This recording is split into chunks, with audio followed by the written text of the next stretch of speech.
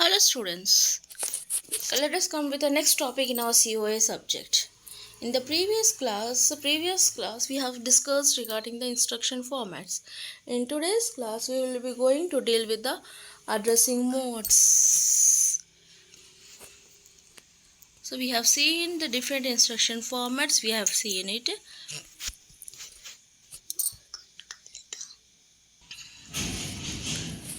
In today's class we will be going to concentrate on the addressing modes. Addressing modes. What actually you mean by addressing modes? Addressing modes are nothing but it is used to find the data. So the path to get the data is nothing but it is known as an addressing modes. So you are going to have different types of addressing modes. Like for example, before getting into the different types of addressing modes, what actually you mean by an addressing mode? Addressing mode is nothing but to give the programming versatility to the user. Pointers to the memory, counters for the loop control, indexing of the data.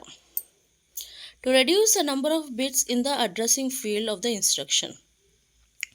So this addressing modes are nothing but it is indirectly finding the path or directly finding the path of your data. Okay, where it based upon the programmer, I can go with different types of addressing modes. Okay, what is instruction cycle? As we have already discussed, an instruction cycle consists of 3 cycles: fetch cycle, decode cycle and execute cycle. What do you mean by fetch cycle? Fetch cycle is nothing but that it fetches the instruction from the memory and the program counter will be incremented by 1. And it will decode the instruction, then execute the instruction. Now, the program counter. What actually you mean by program counter? A program counter keeps a track of the instructions in the program stored in a memory. This program counter holds the address of the instruction to be executed next. Okay, this program counter will be incremented each time an instruction is fetched from the memory. So these are the roles of your program counter. So it will be going to keep the track of the instruction in the program stored in the memory, and it is going to hold the next instruction to be executed. That address you are going to hold it in the program counter, and the program counter value will be always in the incremented format. Each time an instruction is fetched, your program counter will be incremented. Coming to the addressing modes. Addressing modes of an instruction, if you are going to see, we have distinct binary code and single binary code instructions. And in distinct instruction format, opcode and addressing mode field, whereas single binary code information, instruction format, opcode and address mode field. Let us see that instruction format. In this instruction format with mode fields, we have said that it is going to have 3 parts. One is nothing but your opcode, second is nothing but your mode of operation, and the third is nothing but your address. So this mode we are going to discuss it in today's class. Coming to the first addressing mode, it is known as an implied addressing mode. Implied addressing mode is nothing but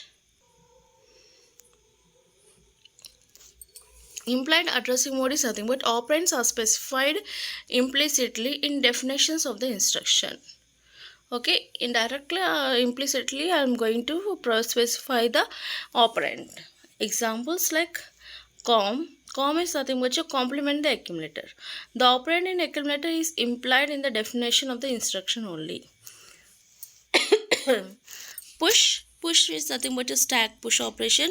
Here also it is going to push the operand is implied operation. Operand implied in the top of the stack. So implied is more addressing mode is nothing but in within that instruction only I am going to specify the data.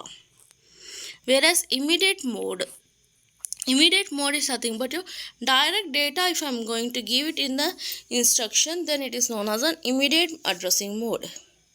Operand field contains the actual operand, useful for initializing the registers to a constant value. Like for example, in the C language, if you say x is equal to 10. So that is nothing but direct data moving into the X value. The same thing here, if you are going to see example LD. LD is nothing but your load. Load hash NBR some data. So what happens, it will be going to load the value into the accumulator. Direct that particular value will be that data is directly loaded into the accumulator. Okay, in an instruction, if I am having a direct data, then it is known as an immediate addressing mode. Next one is what? Register addressing mode. A register addressing mode is nothing but in this, if an instruction contains both the operands as register, okay, I'm an instruction I'm having both the operands as register, then it is known as a register addressing modes. Okay, registers is selected from a register field in the instruction. Like for example, load R1. So what it does, R1 register value will be moved into the accumulator. Okay, so both the registers are coming into the picture. Then this type of addressing mode is known as a register addressing mode. Next is what? Register indirect addressing mode. When you go with register indirect addressing mode, I am going to specify the memory address in a register. So in the register will be going to hold the address, and we need to go to that particular address in that memory location. Whatever the data is there, that data you are going to move it into the register, or you can use it for the manipulation. So this is known as a register indirect addressing mode.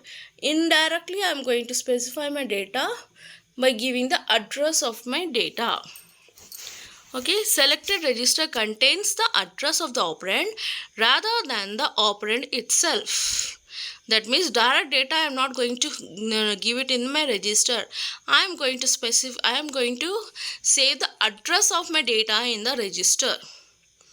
Okay, address field of uses fewer bits to select a memory address. Like for example, LD, within the brackets I am going to specify the R1. Whenever I am using a bracket, it indicates that within the bracket whatever the register is there, that register is going to hold the memory address. It goes to that memory address, whatever the data is there, that data will be moved into the accumulator. So this is known as an register indirect addressing mode. Next one is what? Auto increment or auto decrement addressing mode. So what it does, it automatically increments or automatically decrements your register value. So this type of addressing mode is nothing but it is known as an auto increment or auto decrement mode. Similar to the register indirect mode, except that the register is incremented after its value is used to access the memory. The register is decremented before its value is used to access the memory. Okay, so that is known as an auto increment or auto decrement, like your program counter value. Once you fetch your instruction, the next instruction it will automatically increments its program counter value. That type of addressing mode is known as an auto increment or auto decrement addressing mode. Okay. Let us go with an direct addressing mode. A direct addressing mode is nothing but directly in an instruction. If I will give you the address, directly I specify the memory address. Memory address will not be stored in the register, but directly I am going to give the memory address in an instruction. Then that is known as a direct addressing mode. Then effective address is equal to the address field of the instruction or operand. Address field specifies the actual branch address in a branch type instruction. Like for example, if you are going to see here, load ADR, that is something about address. What it does, this instruction, address whichever I am going to specify, it goes to that address, memory address, takes the data from that memory address, and it will be moved into the accumulator.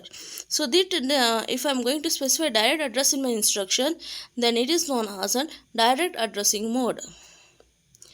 Indirect addressing mode. What actually you mean by an indirect addressing mode?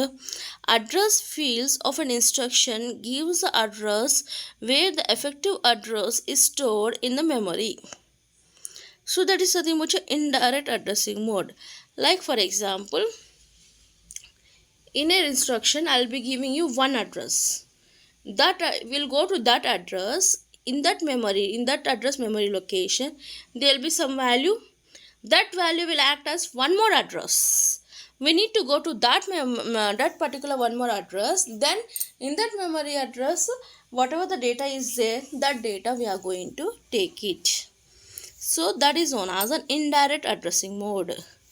An address, memory address, will hold another memory address. We had to go for that another memory address, and we need to collect the data, and it should be stored in some accumulator. So that type of addressing mode is known as an indirect addressing mode. Next is what? Relative addressing mode. Relative addressing mode is nothing but in this mode, what we'll do is nothing but I will be providing a memory address directly in the instruction. That address we will be adding with some other address. Okay, that is nothing but some other register value. Basically, we consider only program counter. Sorry, the program counter value and the address will be added, and a new value will be generated that will act as a memory address. We need to go to that memory address, take the data from that memory address, and we need to store it in the accumulator. So this type of addressing mode is known as a relative addressing mode. The program counter is added to the address part of the instruction to obtain the effective address. So this is known as a relative addressing. Coming to our next addressing mode, which is known as an indexed addressing mode. An indexed addressing mode is nothing but it is same thing like your relative addressing mode. In the relative addressing mode, the address will be added with the program counter value, whereas here we will be going to add the address with an index registers. So there will be some index registers for your processors. That index register value will be added to the address part of the instruction to obtain the effective address. So that register value will be added to the address, and the resultant value will be acting as your memory address. We will be going to that memory address, and we will be going to take the data, and we are going to manipulate the value. Next one is what? Base register in addressing mode. The contents of a base register is added to the address part of the instruction to obtain the effective address. Let us take one small example. You can understand the same thing like your index register, index addressing mode. Your base register addressing mode is nothing but we will be having a base registers. That particular base register value will be added with your address register, and the resultant will be acting as your memory address. It goes to that memory address and takes the data. So it is nothing but just similar to the index addressing mode, except that the register is now called as a base register instead of an index register. So that is known as a base. So if you are going to see relative addressing mode, index addressing mode, and base register addressing mode, everything are same thing. In relative addressing mode, we are going to use the program counter. In index register, in index addressing mode, we are going to use the index register. Whereas in the base register addressing mode, we will be going to use the base register. So these are nothing but different types of addressing modes. What are the addressing modes? Let us recall once.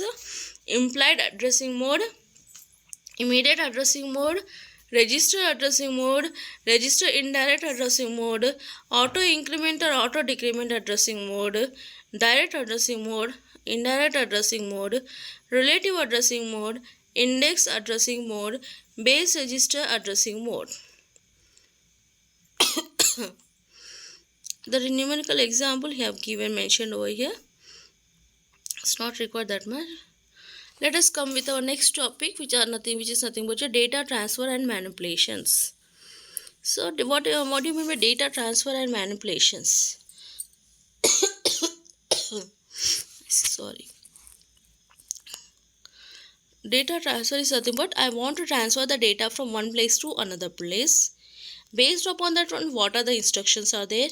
Data manipulation is nothing but to manipulate the data. What type of instructions are there?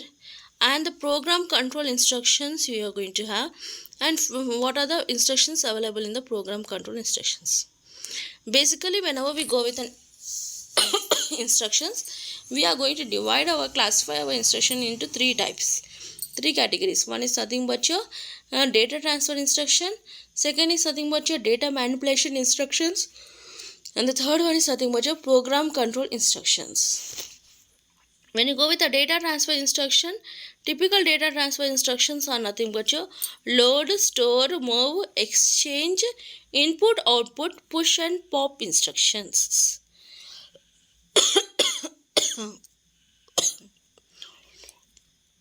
What do you mean by load? Load is nothing but your transfer from memory to the processor register, usually an accumulator. Okay, from memory to the processor accumulator, if I'm going to move the data, then we are saying that particular instruction as a data transfer instruction, load instruction. Store is nothing but your from processor register to the memory location, memory. If I'm going to store the data, then we are saying it as a store instruction. Move instruction is nothing but from one register to another register. If I'm going to move the data, then that is known as a move instruction. Exchange instruction is nothing but your swapping. Swapping, that is nothing but your one register value will be loaded in the second register and the second register value will be loaded in the first register. So that is nothing but two registers values will be interchanged, or I can also interchange from a register to the memory word. That is nothing but from one memory location to a register I can interchange. Register value will be moved into the memory. That I can do it. But from memory to memory exchange will not be possible. Okay. Next is nothing but your input and output. So the transfer the data among the processor register and the input and output device. So from the processor register to the input and output device, if I want to go with a data transfer, then I will be using an instruction called input and output instruction. Next is nothing but your push and pop. As you know that push and pop will come with a stack memory. So if I want to transfer the data from a register, processor register, to the stack memory, or stack memory to the processor register, then we will be going to use push or pop instruction.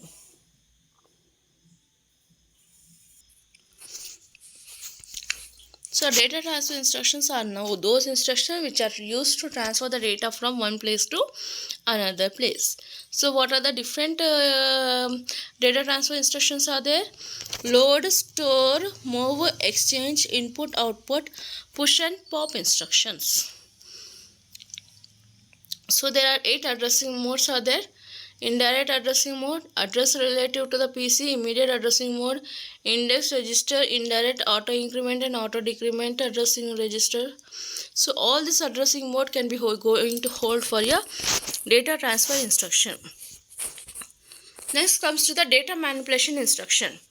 When we talk about data manipulation instruction, these data manipulation instruction are again subclassified into arithmetic instructions, logical and bit manipulation instructions, and yes, shift instructions. Arithmetic instructions are nothing but which is used to perform the arithmetic operations. The instruction which is used to perform the arithmetic operations we will be using as an arithmetic operations instructions.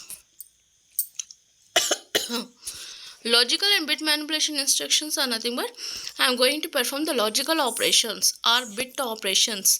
Then I am going to use these particular instructions. Shift instructions are nothing but your the value in the register will be shifted towards the right or left, or it will be rotated towards the left side, or it will be rotated towards the right side. That type of instructions are known as shift instructions. So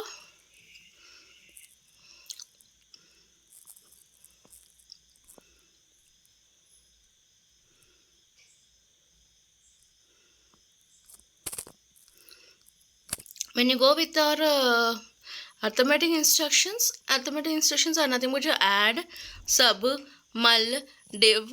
These are the instructions which are known as an arithmetic instruction. Logical bit manipulation instructions are nothing but your AND, OR, XOR, NOT, that is complement. Those are nothing but your logical bit manipulation instruction. Shift instructions are nothing but your SHL, SHR, shift left, shift right. So those instructions are nothing but your shift instructions. Next comes to the next classification of an instruction, which is known as a program control instruction. A program control instructions are nothing but which is used to have a branch and jump instructions. Coming to the program control instructions, these program control instructions are nothing but your branch and jump instructions, are used interchangeably to mean the same thing. Based upon this jumping, that jumping can be based directly, like without checking any condition I can jump, okay, or I can branch it, or if I am going to check the condition, then that type of branching is also possible. So that checking the conditions are nothing but it will be checking the condition based upon the status bit conditions, or you can see it as a condition code bits or flag bits. So based upon the previous instruction results, based upon that one, in that particular any particular condition we'll be going to check, and if that is true then we are going to perform it the operation. Otherwise, if it is false means we are going to jump for the next instruction. So those are nothing but a status bit condition. The bits are set or cleared as the results of an operations performed in the ALU. So when you go with the status bits, basically we are going to have 4 status bits. One is nothing but your carry bit, C, and the next one is nothing but your sign bit, S, and next is 0 bit, Z, and next is overflow bit, V. What do you mean by carry bit? If there is a carry generated from the MSB bit, extra one, then this carry bit will be set to 1. Otherwise, it will be set to 0. The sign bit. Sign bit is nothing but whether the number is a positive number or negative number. So that means that if this is set to 1, then it is a negative number. If it is set to 0, then it is a positive number. 0. What do you mean by 0 status bit? A 0 status bit is nothing but the resultant value whichever we have got it is all equal to 0. Then it will be set to 1. If it is not equal to 0, then it will be set to 0. Okay. Next, what do you mean by overflow? Overflow is nothing but we will be going to consider MSB bit as well as next to the MSB bit. That is nothing but 8th bit and 7th bit we are going to consider. And both these bit carry bits we are going to consider. If both the carry bits, we are going to perform the exclusive OR operation. Okay, then based upon that one, you can say it as whether the overflow have been occurred or not.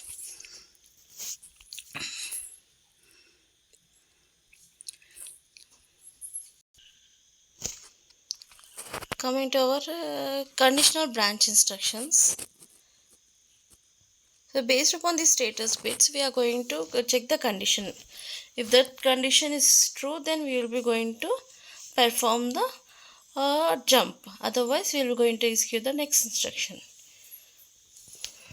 Coming to the subroutine call and return instruction. This call and return instructions are nothing but it is of same type of as your functions.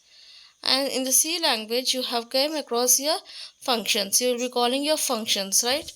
So the open braces and the last final end braces is going to give you the information that then you need to return back to your main program. So but here we are in assembly language program, we will be going to use call and return instructions. The call instruction will be going to call that particular subroutine program. Okay, and when it sees the return as your last statement of an program, it will return back to your main program. So this is nothing but your subroutine call and return instruction. Next important thing about this, these are nothing but your classification of an instructions. So the classification of instructions are nothing but we are classifying into 3 types. Those are nothing but your data transfer, data manipulation, program control instructions. In the data transfer instructions, we have came across load, store, move, exchange, input, output, push and pop. For data manipulation instructions are again subclassified into arithmetic instruction, logical and bit manipulation instruction, and your shift instructions. Okay, whereas in the program control instructions are nothing but it is a jump or branching to some other location. So this can be classified, this we are going to have an conditional and unconditional jumping. So based upon the conditions will be checked based upon the status flag bits. So carry flag bit, sign flag bit, zero flag bit, overflow flag bit. So apart from this one, we do have another program control instructions known as a subroutine call and return instruction, which will work as an functions. So these are nothing but the types of instructions. Next comes with the interrupts. In the previous days, we never used to have the interrupt concept. Okay, we used to see and check that whether there is an interrupt occur or not. Like just now in the previous classes, we have discussed about the interrupts. Okay, so in the program interrupts, whenever we talk about our program interrupts, what do you mean by program interrupt? The transfer program control from a currently running program to another service program as a result of an external or internal generated request. Based upon my external or internal generated request, the program control will be going to shift from the current program to the next service program. The control returns to the original program after the service program is executed. Okay, so the service program is nothing but it is known as an interrupt service program or subroutine call program. So an interrupt is initiated by an external or internal signals, except for the software interrupt. A subroutine call is initiated from the execution of an instruction. The address of the interrupt service routine program is determined by the hardware. The address of the subroutine call is determined from the address field of an instruction. An interrupt procedure stores all the information necessary to define the state of the CPU. A subroutine call stores only the program counter, that is nothing but a return. So all this is nothing but an interrupt service program. Interrupt service program is nothing but, you can also say it as a subroutine call program, a subroutine program. So whenever an interrupt occurs, it will be going to save the present address in the stack memory, and then it goes to the particular interrupt service providing interrupt service routine program. It will execute that interrupt service routine program and then return back to the stack memory, and based upon that address it returns back to the main program. Now if you are going to see here, I have just now discussed about the status bits, flag bits, carry flag bit, sign flag bit, zero flag bit and overflow flag bit. So we are going to have one register which is known as a PSW register, program status word register, the collection of all the status bit conditions in the CPU. This register going to hold the status bit condition of all the status bits in a single register. Okay, in a single register we are going to hold it all the status bits. Next also, there are two CPU operating modes. One is nothing but a supervisor mode and the second one is nothing but a user mode. Supervisor system mode is nothing but privileged instruction when the CPU is executing a program that is a part of the operating system. A CPU operating mode is determined from the special bits in the PSW.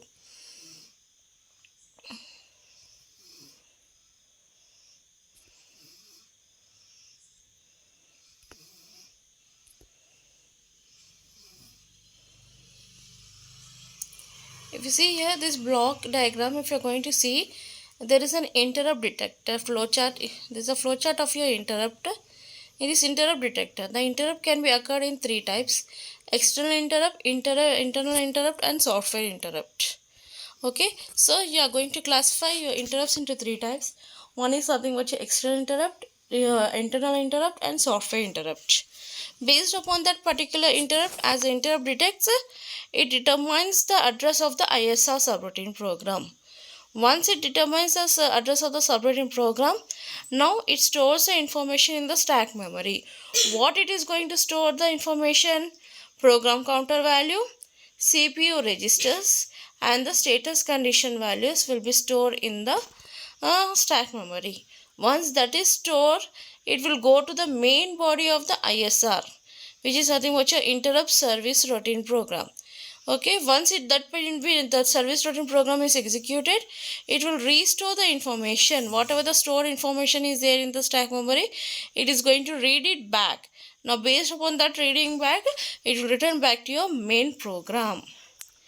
Now when you talk about the types of interrupts, external interrupts. What do you mean by external interrupts? External interrupts are nothing but the interrupts from the input and output device, or from a timing device, from a circuit, or monitoring the power supply, or from any external source is known as an external interrupts. Internal interrupts are nothing but internally it is going to generate. For example, divide by 0, operation, stack overflow, that is invalid opcode, or protection violation. So these are nothing but your internal interrupts. What do you mean by software interrupts? Software interrupts are the interrupts which we are going to generate by a programmer.